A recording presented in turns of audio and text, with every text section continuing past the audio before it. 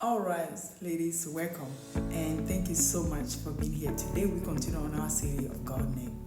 Today we're going to talk about Jehovah Sabaoth. The first appearance of Jehovah Sabaoth actually is in the Bible. It's in the Samuel 1st, verse 3 to 11, where it's mentioned in the context of Hannah. You guys know that story. I love Hannah so much. I love her story. Earnestly prayer for a child.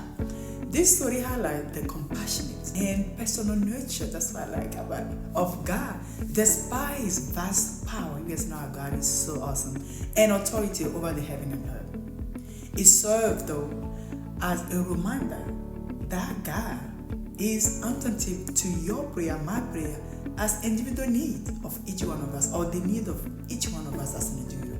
And is always ready to provide comfort. You're ready for this support, no matter how small. Our trouble may seem like it's lasting a whole time, but just what? God is faithful. The name Jehovah Sabaoth means the Lord of hosts. Excuse me. It's mentioned over, watch this now, it's mentioned over 270 times in the Old Testament. It combines God's personal name. That's what makes Jehovah Sabaoth so unique. Jehovah, which is Yahweh, with the Hebrew word Sabaoth, which denotes a host or multitude. This name actually emphasizes on God's sovereignty over armies, angels, and the sky and earth, or the host, as we said, the host of heaven. Furthermore, though, the story of Hannah, which is I know you guys, that story just started, remind us that God hears our prayer and is always ready to intervene in our lives, each one of you and I, or each one of our lives. It underscores the idea that we can turn to God with all our concern. This is why, because He cares for each one of us individually, personally, and at a personal level. In addition, though, it is important to know that Jesus as Jehovah, He is our Jehovah Sabaoth.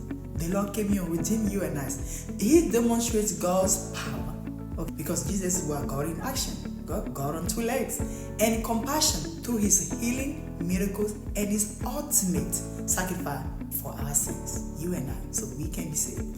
He reigns forever and offer hope and redemption to all who come to him or who believe in him. I want to tell you that the story of Hannah, when we think about Hannah pray, although God is the God of hosts, that means the God of multitudes. Can you imagine that same God, we have a privilege that you and I, when we call in our little bubble room, whatever we are, we may not feel so big and expect just what, but God can come in and answer your personal prayer. Sometimes I feel like, I grew up in, for you guys don't know, I grew up in a polygamy family, which is my dad have more than one wife, and that means a lot of children. Sometimes I would feel like, oh my goodness, I feel like I'm sharing so much with other people that is not enough for me. But you know what? I never felt like that with God. Even though He's a God of multitudes, right? He's a God of hosts. He's Jehovah Sabaoth. He is so vast and immense. But when we call on Him, He got this personal touch. I know you experienced that before in your room where you crying when something just hit you. Sometimes you feel like God just says, hey daughter, it's going to be okay. I don't know about you, but those personal encounters, I know we all have them. It may be just a voice. It may be just a little voice trying to tell you that it's going to be okay.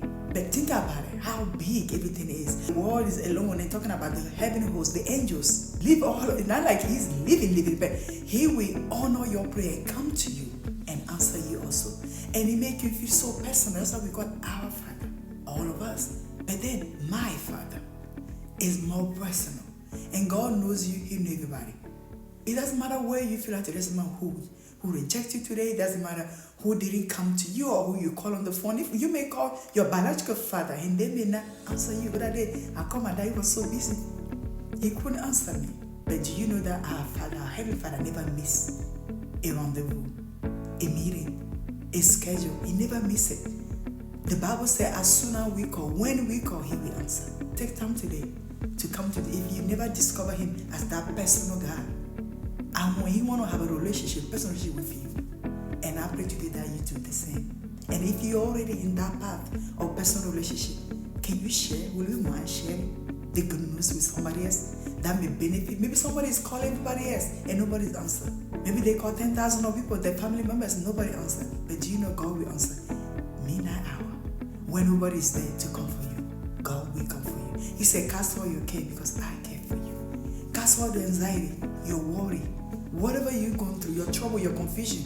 God said, cast them out because my burden is light. Yes.